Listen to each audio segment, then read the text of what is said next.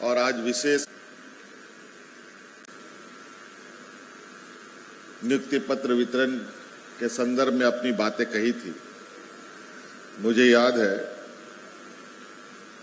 और हमने उस समय भी कहा है कि आप अस्वस्थ रहें और आपकी नियुक्ति निश्चित रूप से होगी और ये सरकार राज्य के जनभावनाओं के साथ राज्य की जनता की, आम लोगों की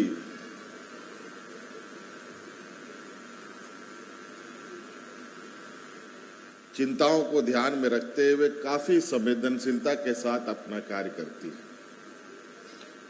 और इस क्रम में आपने देखा होगा और शायद इसी आशा उम्मीद के साथ आपकी उम्मीदें भी काफी बढ़ी कि हम लोगों ने जब सरकार बनाया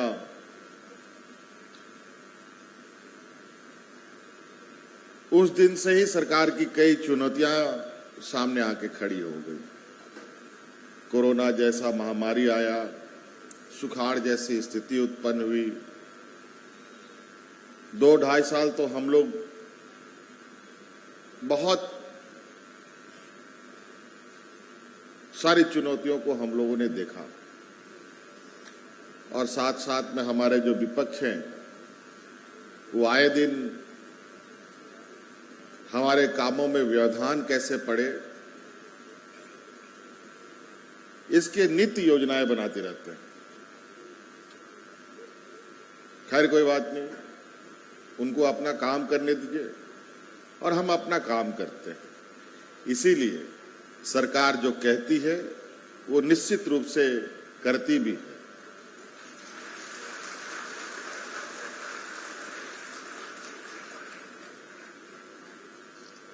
हम ये नहीं कहेंगे कि महज चंद वर्षों में हम राज्य की सारी समस्याओं का समाधान कर लिए, लेकिन ये जरूर कहेंगे कि वर्तमान सरकार से इस राज्य की जनता की आस और उम्मीदें बहुत बढ़ी।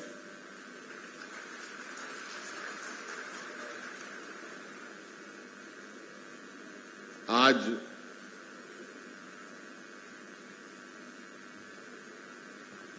जब हमें इस राज्य को दिशा देने का मौका मिला है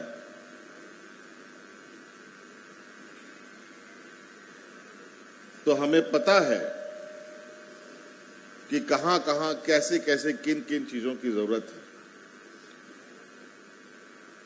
ये राज्य देश के सबसे पिछड़े राज्यों में से एक है, लेकिन इस राज्य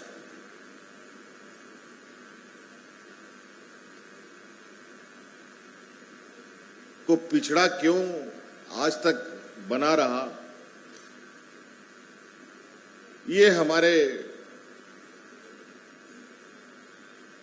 समझ से परे। इस राज्य में कोई ऐसी कमी नहीं है जिसमें ये अग्रणी राज्य के संज्ञान में नहीं जा सकता, लेकिन मैं इसका मोटा मोटी यही समझ सकता हूं कि राज्य अलग होने के बाद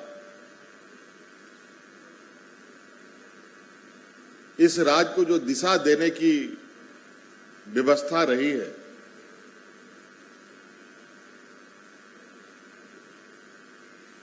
वो बिल्कुल ही शून्य और नगण्य रही है। और यही वजह है कि आज ये राज्य आगे बढ़ने के बजाय और पीछे चला गया। और इसी चिंता के साथ हम लोगों ने 2019 में पूरी ताकत के साथ सरकार बनाया और शायद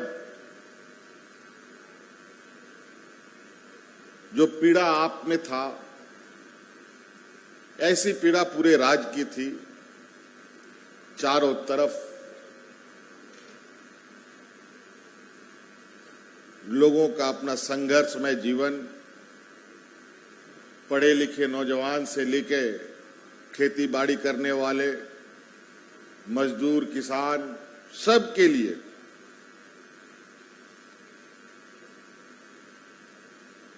इतनी बुरी हालत। आज आप लोगों ने को मालूम होगा कि हम लोगों ने सहायक अभियंताओं की भी नियुक्ति की, लिपिक सेवा वर्गों के निम्न वर्गीय लिपिक का भी नियुक्ति किया, डेंटल डॉक्टर्स का भी नियुक्ति किया, पंचायत सचिवों में भी नियुक्ति की।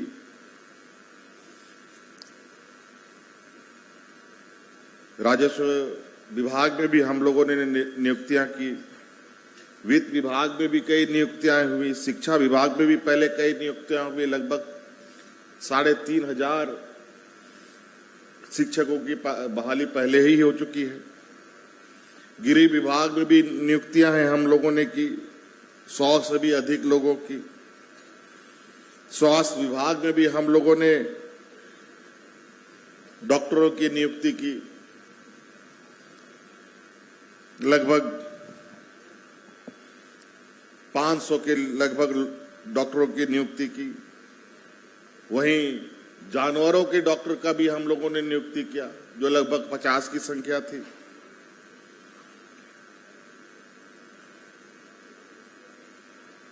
पचास नहीं, 30 की संख्या, 32 की संख्या। पथ निर्माण विभाग में इंजीनियरों की बहाली हुई, नर्सेस की बहाली हम लोगों ने की, आयुष चिकित्सकों की बहाली हम लोगों ने की। कई ऐसे सारे विभाग हैं जहां हम आज कह सकते हैं, और ये सारी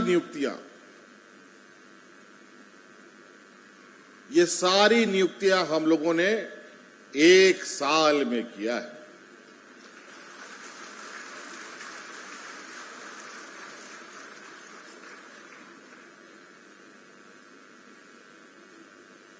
और 2.5 साल तो हम लोग कोरोना में ही उथल पुथल हुए थे। इसके अलावा हम लोगों ने रोजगार मेला लगाकर गैर सरकारी संस्थानों में तो लगभग 33-34 हजार बच्चों को हम लोगों ने नियुक्ति पत्र दिया। और आपको सुनकर खुशी होगा कि उन रोजगार मेले में जिन बच्चों को नियुक्ति पत्र हमने दिया, कोई L&T में गया, कोई इंफोसिस में गया, कोई टाटा में गया, कोई LIC में गया, इस तरीके के कंपनियों में बच्चों को हम लोगों ने भेजा। तो ये अपने आप में एक सुखद अनुभव भी करता है। कभी 20 वर्षों में नियुक्ति नियमावलियां नहीं बनी। JPSC की पहली नियुक्तियां, दूसरी, तीसरी, चौथी नियुक्तियां कितने विवादों में रहा, क्योंकि नियमावली ही नहीं था। 20 वर्ष में पहली बार JPSC का नियमावली हम लोगों ने बनाया और सक्सेसफुली एग्जाम कंडक्ट करा करके रिकॉर्ड दिनों में BDO, CO, कलेक्टर बना करके बहाली भी करी। कई आरोप भी लगे कि मंत्रियों का बेटा का हुआ है, मुख्यमंत्री का रिश्तेदारों का हुआ है।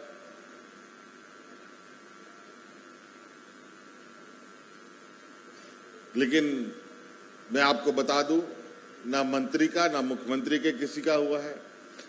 लेकिन अब दुर्भाग्य ऐसा लगता है कि अगर हमारे किसी रिश्तेदार का हो गया तो हमें तो उसको नौकरी नहीं करा सकते।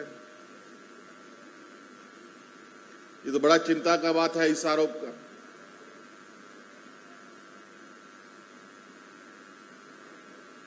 और हम लोगों ने ऐसे बच्चों का बहाली किया। आंगनबाड़ी सेविका, सहायिका के बच्चे, मजदूर का बेटा, किसान का बेटा,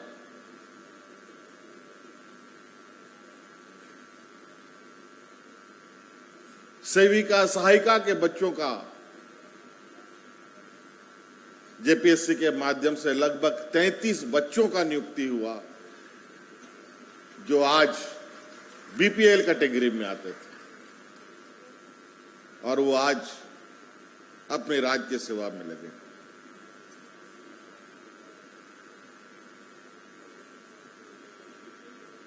हमारा इस राज्य के प्रति और सरकार की जो संवेदनाएं होती हैं,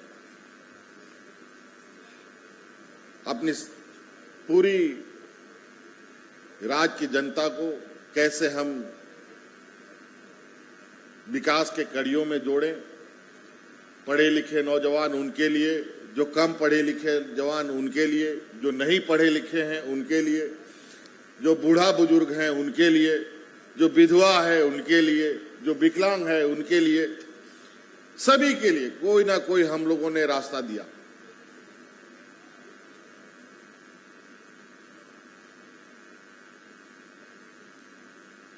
और आज इस राज्य का जो जन्म है, इस राज्य का जन्म बहुत तकलीफ से हुआ है। कई लोगों के शहादत के बाद खून पसीना बहाकर इस राज्य का जन्म हुआ है। बच्चे का जन्म कितना तकलीफ के साथ होता है वो आप सबको मालूम है। उसी प्रकार इस राज्य का भी जन्म एक बच्चे के ही समान हुआ। इस राज्य के साथ कई और राज्य भी अलग हुए थे, लेकिन जो आंदोलन, जो इस राज्य के प्रति लोगों का समर्पण भाव रहा है, वो एक अलग ही इतिहास है। जेपीएससी में, यूपीएससी में, आज के दिन में भी अलग झारखंड के अलग राज्य को लेकर के कई सवाल भी पूछे जाते हैं। तो इस राज्य का कोई वजह होगा तभी तो सवाल भी आता है।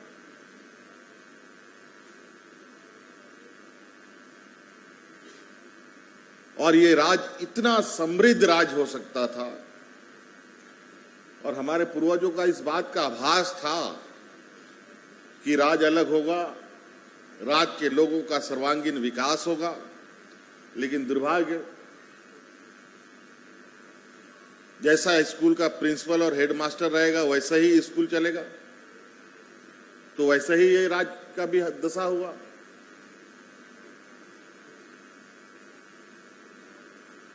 जिस झारखंड रूपी पेड़ के जड़ में खाद और पानी देने की जरूरत थी, पूर्व की सरकार ने इस पर दीमक डाल दी और नतीजा लोग हाथ में राशन कार्ड लेकर के भूख से मरता रहा।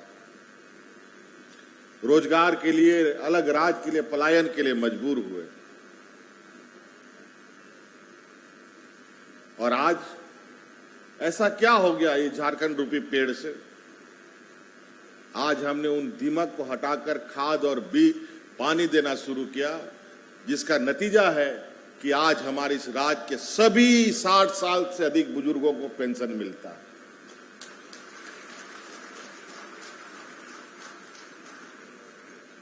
पहले 40 साल के बाद विधवा महिला को पेंशन मिलता था, लेकिन विधवा होने का कोई वक्त नहीं होता है। भगवान ना करे कोई विधवा हो, लेकिन कभी ऐसी दुर्घटनाएं होती हैं कि शादी के चंद महीने के बाद, चंद साल के बाद ही उसका साथी उसको छोड़ जाता है। तो हमने वो सारी चीजें खत्म कर दी कि जिस दिन से कोई भी हमारी महिलाएं विधवा होंगी उसी दिन से उसको पेंशन दे होगा। ये कानून हमने बनाया। विकलांग का भी वही हाल, 18 साल का जब होगा तब विकलांग को पेंशन मिलेगा। 18 साल तक का बोझा माँ बाप के मत्थे पर। और माँ बाप बेचारा अपना घर कैसे चलाता है वो यहाँ इस राज्य के गांव के लोग जानते हैं। एक दिन मजदूरी नहीं करता है तो चूल्हा भी नहीं जलता है बेचारों का।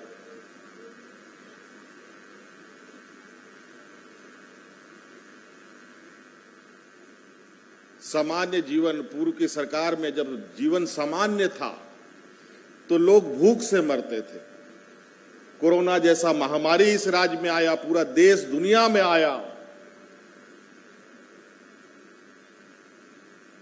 लोग बिलखते रहे, लेकिन झारखंड जैसा पिछड़ा राज्य में इस कोरोना में जब सारे रोजगार बंद, गाड़ी मोटर हाट बाजार सब, सरकारी आदेश था घर में ताला बंद करके रहने का, उस समय भी हम झारखंड के एक भी मजदूर को हम लोगों ने मरने नहीं दिया।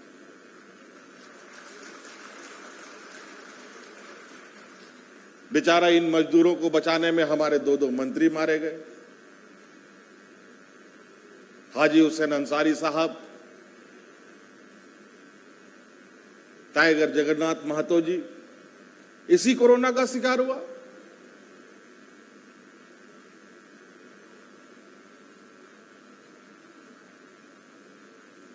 लेकिन हम लोगों ने अपनी कदमें नहीं रोकी, हम लोग निरंतर मेहनत करते रहे। आज इसी का परिणाम है, आज इतने बड़े पैमाने पे आपको नौकरी मिल रही है। नौकरी तो नौकरी,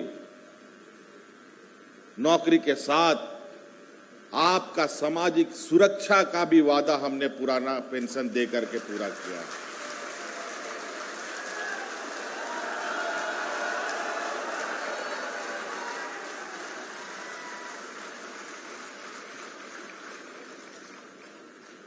पेंशन बुढ़ापे का लाठी है। जिस बुजुर्ग को पेंशन नहीं, आज की गरीबी में बेटा भी बूढ़ा बुजुर्ग लोग को घर से बाहर कर देता है, लेकिन पेंशन की आस में उसको रहने के लिए कोना जरूर मिल जाता है।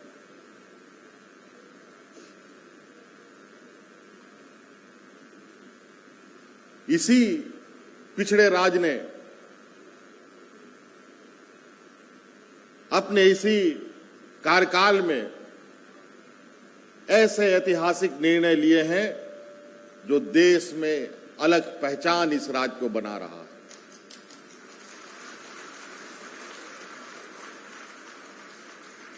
कभी आप लोगों ने सुना था कि यहां का आदिवासी, दलित, पिछड़ा, अल्पसंख्यक लड़का विदेश पढ़ेगा? आज 50 बच्चों को शिक्षा दिला रहे हैं हम विदेशों में, और वो भी पूरा का पूरा खर्चा राज्य सरकार का।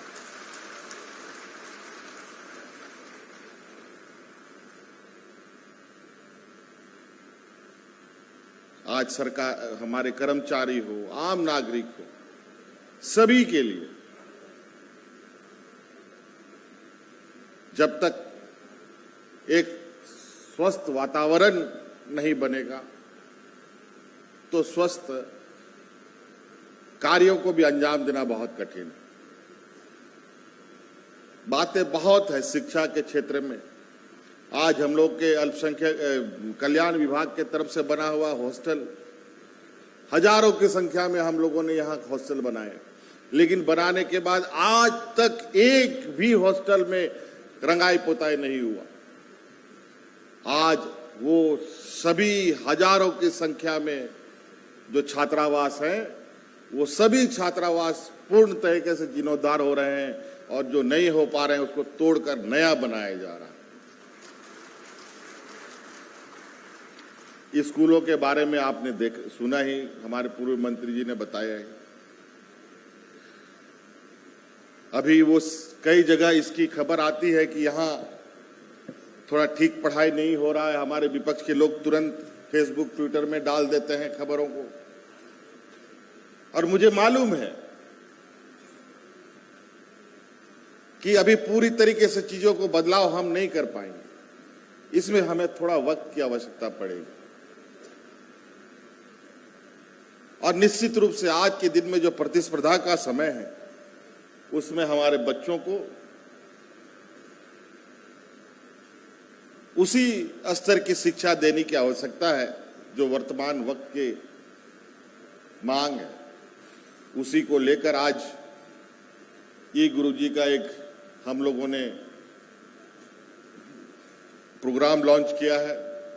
मैं अभी इसके बारे में सोच रहा था कि इसमें हम और क्या जोड़ सकते हैं, और अभी मैं इस विषय पर अपने पदाधिकारियों से बात भी करूंगा कि इसको हम और कैसे बच्चों तक अच्छे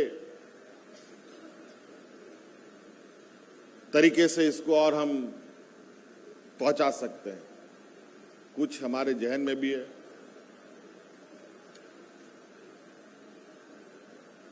तो इसलिए बातें बहुत है। आप सब लोग यहाँ कई लोग आए हैं जो नियुक्ति पत्र लेने तो आए हैं, साथ साथ में अपने परिजनों के साथ भी आए हैं। हम उन परिजनों का भी बहुत बहुत अभिनंदन करते हैं, शुक्रिया अदा करते हैं कि आप लोग आज यहाँ आए, और निश्चित रूप से घर परिवार में काफी आज खुशी का दिन भी होगा। और इसलिए मैं और ज्यादा भाषण या बातें ना रख करके आपको और बोर नहीं करना चाहूंगा। बस यही कहूंगा आखिरी में, इतने मशक्कत और इतनी मेहनत से आपको ये नियुक्ति मिली, और हम लोगों ने भी बहुत मेहनत किया। ऐसा नहीं है, हमारी व्यवस्थाएं यहाँ इतनी गड़बड़ रही है। आज 20 सालों में जो व्यवस्था बनी इस तरीके से इस राज्य में, यहां कोई काम कराना मतलब शेर के जबड़े से उसका अनाज छीनने के बराबर।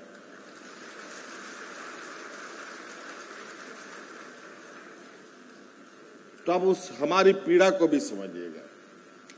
मुझे पूरा उम्मीद है कि आप लोग अपने कार्यकाल में मेरा नाक मत कटाइएगा।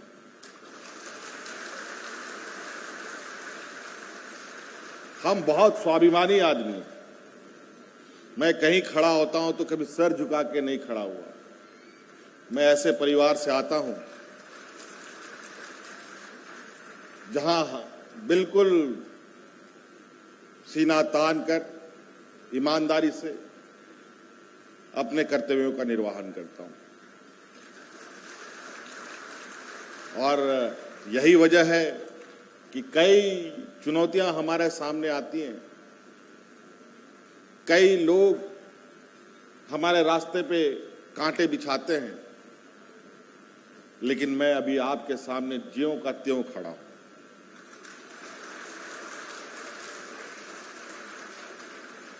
हमारे बच्चे अच्छे भविष्य के साथ आगे बढ़े, ये आप लोगों के लिए मैं आप लोगों से उम्मीद करूंगा। और अभी जो हमारी कुछ बच्चियों ने हमें आज पुरस्कृत कुछ पेंटिंग्स दिए हैं। एक 9वीं क्लास की है कस्तूरबा गांधी की सविता सोरेन,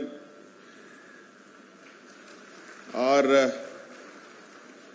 12वीं क्लास की है कस्तूरबा गांधी की पोटका की है कर्मी बेसरा, और सुमिता पुरान 9th क्लास की है, बहुत छोटी बच्ची है, वो भी कस्तूरबा गांधी पोटका की है। और मनीषा कुमारी क्लास 7th, ये तो और छोटी है, ये लापुंग की है कस्तूरबा गांधी की। और गायत्री कुमारी है जो 12वीं क्लास की है, ये सिल्ली कस्तूरबा गांधी की है। इन सब बच्चियों के लिए जोरदार हम ताली बजा करके इनका सम्मान करें।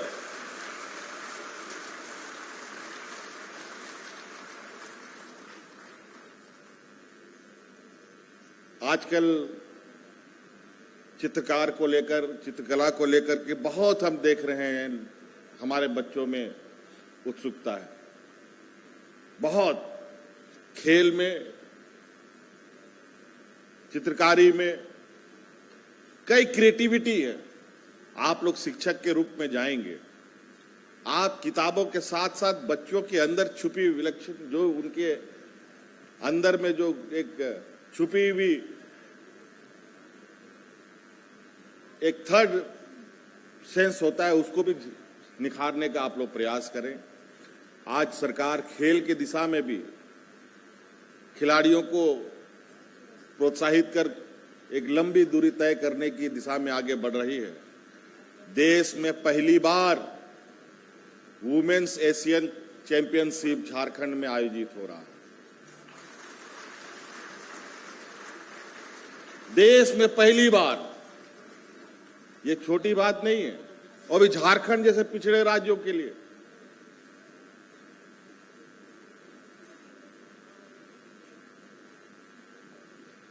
खिलाड़ियों को सीधी नियुक्ति, और वो भी सामान्य खिलाड़ी तो हम लोग उनको प्रमोट कर ही रहे हैं, बल्कि विकलांग बच्चे जो खेल की दिशा में आगे जाते हैं, विकलांगों के लिए भी एक अलग व्यवस्था है। उन विकलांगों को भी अभी हम लोगों ने परसों तरसों ही 5 करोड़ से अधिक पूरे खिलाड़ियों के बीच में सम्मान राशि वितरण समारोह रखा। और आने वाला समय में मैं चाहता हूं कि देश का कोई भी खेल का टीम बने, उसमें झारखंड का नौजवान लड़के लड़कियां निश्चित रूप से हो। इस दिशा को लेकर हम आगे बढ़ें।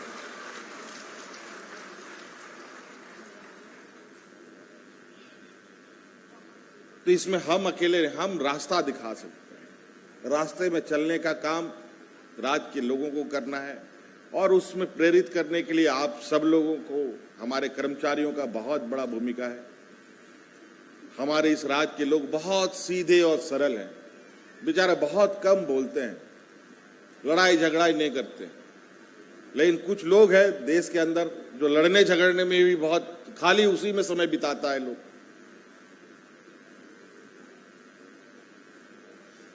तो हमें उन सरल और सीधे लोगों का एक लाठी बन करके भी समाज के रूप में काम करना पड़ेगा, ताकि हम एक स्वस्थ समाज की नींव को और मजबूत बनाए रखें।